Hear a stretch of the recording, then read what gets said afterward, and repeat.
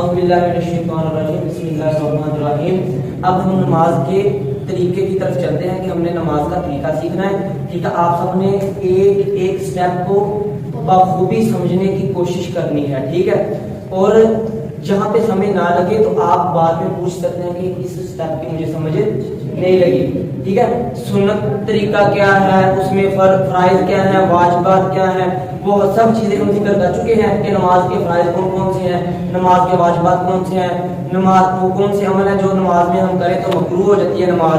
ٹھیک ہے، سب چیزیں ہم نے بیان کر دی۔ اب ساتھ ہی ہم نماز کا بہترین طریقہ بھی ذکر کریں گے۔ تو سب سے پہلے آپ نے یاد رکھنا ہے کہ جب ہم نے قبلے کی طرف کرنا ہے تو ہم نے کیا کہا تھا نماز کی شرائط کے حوالے سے کہ سب سے پہلے طہارت بھی ہونی چاہیے۔ ٹھیک ہے، ستر عورت، استقبال قبلہ، جب یہ جتنی بھی شرائط ہیں ان میں سے جو استقبال قبلہ نا اس لحاظ سے ہمارا قبلے کی طرف کیا ہونا چاہیے، منہ بھی ہونا چاہیے۔ ٹھیک ہے، اور سب سے بات یہ ہے کہ آپ کے جو پاؤں ہے نا وہ ایسے سیدھے ہونے چاہیے۔ ٹھیک ہے، ایسی طرح اٹھے نہیں رکھنے۔ ٹھیک ہے، پنجابی سمجھ آتی نا، الٹے پاؤں نہیں رکھنے۔ کوئی ایسے کھڑا ہو جاتا ہے تو ایسے نہیں کھڑا ہونا، آپ کے پاؤں بالکل سیدھے ہونے چاہیے تاکہ پتہ چلے آپ نماز پڑھنے لگے ہیں۔ ٹھیک ہے، اس کے بعد پاؤں کیسے رکھنے ہیں، بالکل ایسے سیدھے ہونے چاہیے۔ ٹھیک ہے، آپ کے پاؤں الٹے نہیں ہونے چاہیے۔ سب سے پہلا پھر فرض جب ہم نے نماز شروع کر دیا نا، جیسے ہی ہم اللہ اکبر کہتے ہیں پھر جتنی بھی دنیاوی مصروفیات ہوتی ہیں، دنیاوی باتیں ہوتی ہیں وہ سب ختم، پھر اللہ اکبر کہتے ہی رب تعالیٰ کی عبادت شروع۔ تو پھر ہم نے اللہ اکبر کیسے کہنا، سب سے پہلے ہمارے کیا ہونا چاہیے، پاؤں ایسے بالکل سیدھے ہونے چاہیے۔ ہمارے جو شلوار ہے وہ ٹخنوں سے اوپر ہونی چاہیے۔ ٹھیک ہے، جنوں گٹا کے دے جو، ٹھیک ہے، اس کو اوپر ہونی چاہیے۔ اور اس کے بعد ایک یہ بھی بات یاد رکھیں، کسی بندے کے کپڑے بڑے ہیں، ٹھیک ہے، تو وہ یہاں سے کپڑے فولڈ نہ کرے، یا کوئی نیچے سے فولڈ کر لیتا تو وہ فولڈ نہیں کرنے۔ یہ جو کپڑے فولڈ کرنا ہوتے ہیں نا اسے بولتے ہیں کفے صوب، کپڑوں کو فولڈ کرنا۔ ٹھیک ہے، تو کفے صوب میں نماز واجب الادا ہوتی ہے نمازوں کے حوالے سے کہ کپڑوں کا ایسے کسی کے بڑے کپڑے ہوں تو کپڑوں کو فولڈ نہیں کرنا یا نیچے سے فولڈ نہیں کرنا۔ آپ کے کپڑے بڑے ہیں تو آپ کپڑوں کو ایسے سیدھا اوپر کر لیں، اس کے بعد اگر کپڑے سلکتے رہے تو کوئی بات نہیں، آپ نے اپنی طرف سے کوشش کر لی، لیکن کپڑوں کو فولڈ نہیں کرنا۔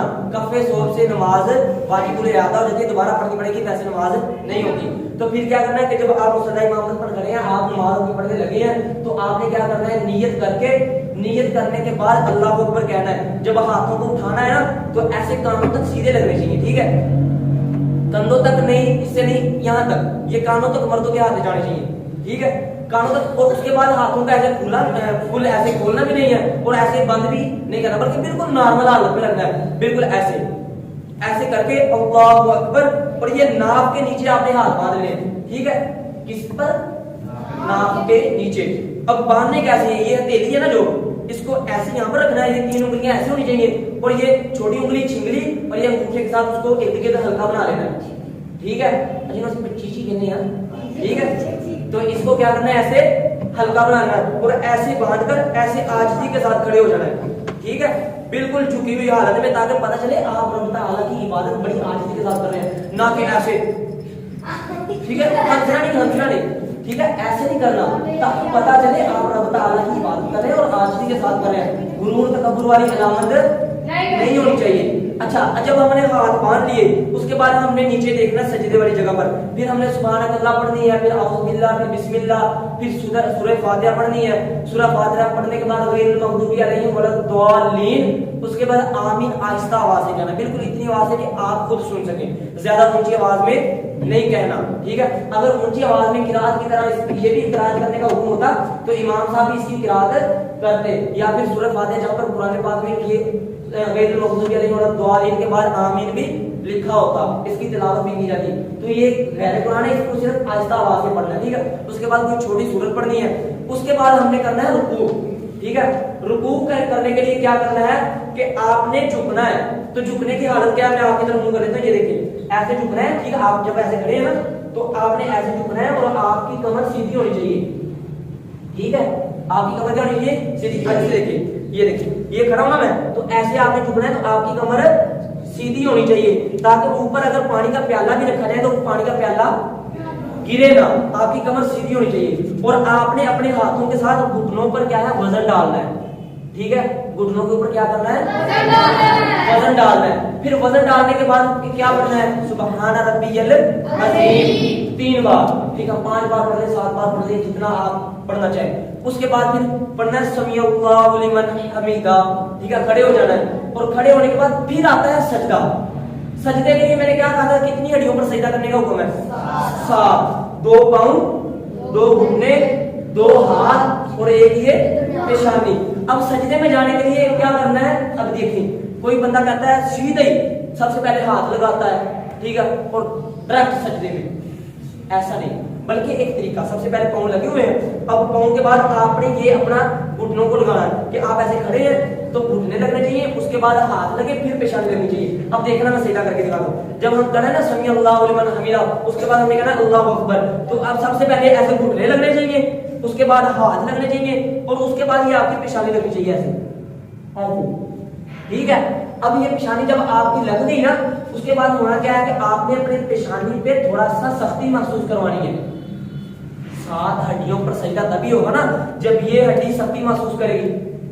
हमारी जो सफेद फोम वाली आई हुई है, उन पर अपने माथे को सख्ती महसूस करवानी है, ठीक है, ताकि जो शरई हुक्म है, हदीस पाक है कि 7 हड्डियों पर सजदा करने को हुक्म दिया गया, वो हदीस पे अमल हो सके। फिर मैंने क्या कहा था कि आपकी सजदे में, जब सजदे से फिर आपने उठना है, फिर ऐसे बैठना है, ये पाँव खड़ा करना है दायां, और बाएं पाँव पर क्या करना है? उसको बिछाकर उसके ऊपर बैठ जाना है, ठीक है। और ये उंगलियां अंदर को, मैंने आपको बताया था ना फतावा रज़विया के हवाले से कि पाँव की उंगलियां अंदर को, उसके पेट ऐसे अंदर को होने चाहिए। उसका ये मतलब है, ये नजर आ रहा है आपको, ठीक है, ऐसे पाँव की उंगलियां अंदर को होनी चाहिए, ठीक है। कई बंदे ऐसे 2 पाँव के ऊपर बैठ जाते हैं, देखिए मैं आपको बता, ऐसे 2 पाँव कर लेते हैं, तो ये तरीका ठीक नहीं है, बल्कि एक पाँव को बिछाना है, दूसरे के ऊपर बैठना है, ऐसे इसको खड़ा कर लेना है, दूसरे को बिछाकर उसके ऊपर क्या करना है? बैठ जाना है। इसे जलसा बोलते हैं, यानी कि एक सजदा कर लिया, अभी दूसरा सजदा क्या है? करना है। तो यहाँ पर पढ़ना है रब्बी ग़फ़िरली, ठीक है, ताकि एक सजदे से दूसरे सजदे में फर्क हो सके। फिर उसी हालत में दूसरा सजदा करना है, जिस हालत में पहला सजदा किया था। अब ये तो हमारे पाँव लगे हुए घुटने लगे, फिर हमने हाथ लगाने हैं, फिर हमने क्या लगाना है? नाक, ठीक है। उसके बाद क्या करना है? फिर हमने दूसरे सजदे के बाद जब ऐसे बैठना है ना, तो ऐसे बैठने के बाद हमने अत्तहियात मुकम्मल पढ़नी है, ठीक है। उसके बाद अशहदु अल्ला इलाहा इल्लल्लाह इब्राहिमी, उसके बाद रब्बि ग़फ़िरली व लिवालिदैया व लिलमुमिनीना यौमा यक़ूमुल हिसाब। उसके बाद हमने फेरना होता है सलाम। तो सलाम फेरने के लिए हमने अस्सलामु अलैकुम व रहमतुल्लाह, अस्सलामु अलैकुम व रहमतुल्लाह। तो देखना कहां पर है? कंधे पे। दाएं तरफ सलाम फेरते हुए दाएं कंधे पे, बाएं तरफ फेरते हुए बाएं कंधे पे, ना कि ऐसे आगे होकर नमाजियों को देखना है। ये तरीका ठीक नहीं है। ये मर्द की नमाज का मुकम्मल तरीका है कि मर्द नमाज कैसे पढ़ेगा। जब सजदा करना है तो मैंने सजदे में क्या कहा था, ये देखें, जब मैंने सजदा किया था तो सजदे में ये बाहें जो है ना, अपने कोहनियां, बाजू, इसको अपनी रान और अपने पेट से जुदा रखना है, ऐसे खोल के रखना है। इतना फर्क होगा नीचे से बकरी का बच्चा गुजर सकता हो, ऐसे ऐसे, ठीक है। ये बाजू खुले होने चाहिए, ठीक है, तंग नहीं करना, और ना ही ऐसे नीचे बाजुओं को बिछाना है। ये मर्द की नमाज का तरीका है, ठीक है। तो ऐसे बाजू खुले होने चाहिए आपके, ठीक है। पाँव भी पीछे, उंगलियां अंदर को होनी चाहिए, जैसे आपको बताया। फिर उसके बाद सारा अत्तहियात पढ़नी है, फिर अस्सलाम, दोनों तरफ सलाम फेर देना है, ठीक है। अब ये किसकी नमाज का तरीका था? मर्द। अब औरत की नमाज का तरीका क्या है? सबसे पहला तो सवाल ये उठता है कि आप लोग आकर बैठे हुए हैं, तो यहाँ पर आप लोगों को औरत की नमाज का तरीका सिखाने का मतलब क्या है, ठीक है। कोई शादीशुदा है, ठीक है, तो वो अपनी बीवी को सिखा सकता है नमाज का तरीका, ठीक है। अगर कोई शादीशुदा नहीं है तो बहन और माँ वाला रिश्ता तो सबके पास होगा, ठीक है।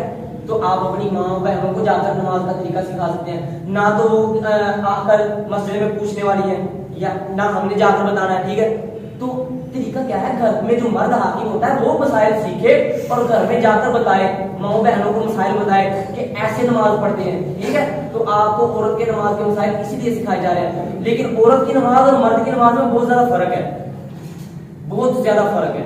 सबसे पहले हमने क्या कहा था कि जब मर्द ने नमाज पढ़नी है तो हाथ कहां तक लेके जा रहे हैं? कानों तक। औरत कानों तक हाथ नहीं करेगी, बल्कि वो अपना सारा जिस्म ढांक के रखेगी, अपने हाथों को ऐसे कंधों तक लेकर जाएगी और ऐसे छाती पे रख लेगी, ठीक है। कंधों तक लाएगी और क्या करेगी? छाती में रख लेगी, ठीक है। ये औरत की नमाज का फर्क है, और मर्द ने यहाँ पे नाक पे मान रखते हैं।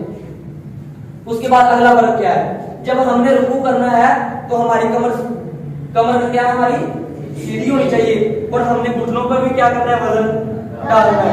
तो औरत के लिए ये हुक्म नहीं है, औरत के लिए ये हुक्म है कि वो इतना झुके कि उसके हाथ ऐसे पहुंच जाए, ऐसे उसने जोर भी नहीं डालना, ठीक है, वजन भी नहीं डालना, और सिर्फ हाथ को जाके ऐसे तस्बीह पढ़ लेनी, ज्यादा झुकना नहीं है मर्द की तरह। मर्द को तो है ना कमर सीधी होनी चाहिए, औरत ने ज्यादा झुकना नहीं है। औरत को पर्दे का हुक्म है, वो बड़ी एहतियात के साथ नमाज पढ़ेगी। उसके बाद समी अल्लाहु लिमन हमीदा जैसे मर्द पढ़ता है वैसे वो भी खड़ी होगी। फिर उसके बाद अगला स्टेप है सजदा करना। मर्द के लिए क्या हुक्म था कि उसने अपने बाजू क्या करने हैं, खोल के रखने हैं, ठीक है, अपने पेट को अपनी रान से जुदा रखना है और अपनी कोहनियों को ऐसे जुदा रखना है, ठीक है।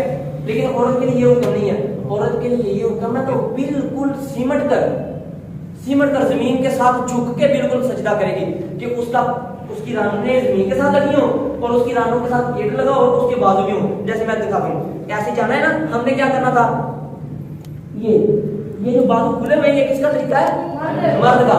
लेकिन औरत ऐसे नहीं करेगी, बल्कि औरत झुक के ऐसे बिल्कुल ऐसे, ठीक है, बाजू भी बिछा के उसका राने जो है ना, ये पेड़ उसकी रानों के साथ लगा होगा और बाजू ऐसे अंदर को होने चाहिए, ऐसे बिल्कुल नमाज पढ़ेगी, ठीक है।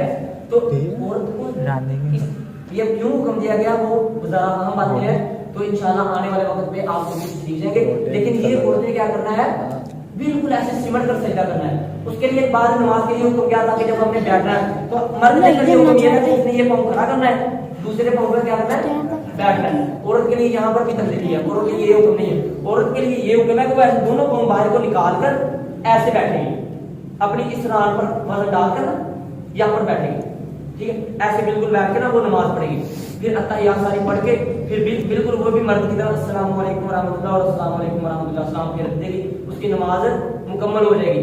अब कुछ औरतें क्या करती हैं कि एक रकअत खड़ी होकर पढ़ ली और बाकी बैठकर पढ़ती हैं, तो नहीं, जो भी औरत क़याम की कुदरत रखती है तो वो सारी की सारी नमाज बिल्कुल मर्द की तरह खड़े होकर पढ़ेगी, सारी की सारी नमाज कैसे पढ़ेगी, खड़े होकर पढ़ेगी। ये औरत की नमाज का तरीका है, ठीक है। तो आपने कोशिश करनी है कि अपने घर वालों को भी ये ऐसे ही जाकर आपने सिखाना है।